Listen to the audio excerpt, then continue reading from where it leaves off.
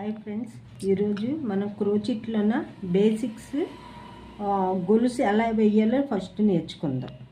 First magic ring వేయాలి.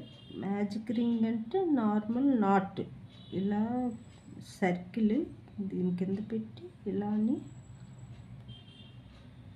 ఇలా పైదానికి తీసుకొని కిందకి తేవాలి. ఇది నాట్, ఇది టైట్గా బిగించాలి.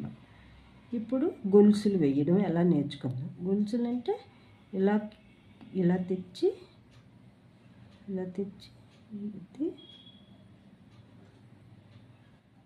గొలుసు,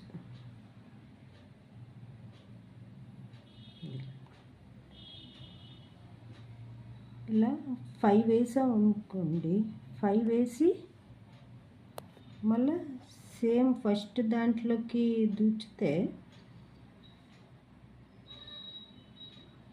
దూచదాన్ని స్లిప్ నాట్ అంటారు.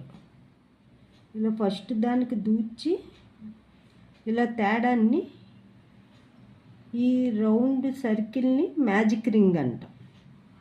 మనం ఏదైనా ఫ్లవర్ వేయాలంటే మ్యాజిక్ రింగ్ అవసరం. మ్యాజిక్ రింగ్ దేనికి అవసరం? మొత్తం ఫ్లవర్ అంతా కూడాను, బేసిక్ సపోర్ట్ అంతా కూడాను ఈ మ్యాజిక్ రింగ్లోనే ఉంటుంది. ఓకే, సో మ్యాజిక్ రింగ్ అంటే ఏం లేదు, 5 గొలుసులు వేసిన తర్వాత ఈ ఫస్ట్ దాని నుండి లోనకి ఇలా తేవడాన్ని అంటే స్లిప్ నాట్. ఇలా స్లిప్ నాట్ వేసామంటే ఈ రెండు కూడాను ఒక సర్కిల్ అయినట్లుగా. ఇప్పుడు మనం ఏదైనా ఫ్లవర్ వేయాలనుకోండి, ఇక్కడ నుండి ఇలా స్టార్ట్ చేసి వెళ్ళొచ్చు. సో మనం ఏ వర్క్ చేయాలన్నా క్రోచెట్లోన మెయిన్ బేసిక్ థింగ్ ఏంటంటే magic ring. Thank you. Hi friends, నిన్నటి వీడియోలోన మ్యాజిక్ రింగ్ ఎలా వేయాలో చెప్పాను కదా, చూడండి. ఇప్పుడు ఇదంతా కూడా ఉండడానికి మ్యాజిక్ రింగ్ అనేది బేసిక్ అన్నమాట. సో ఈ మ్యాజిక్ రింగ్ తర్వాత మనం డబుల్ క్రోచెట్ ఎలా వేయాలి అండ్ సింగిల్ క్రోచెట్ ఎలాగ వేయాలి అదంతా కూడా సెకండ్ వీడియోలో నేర్చుకుందాం.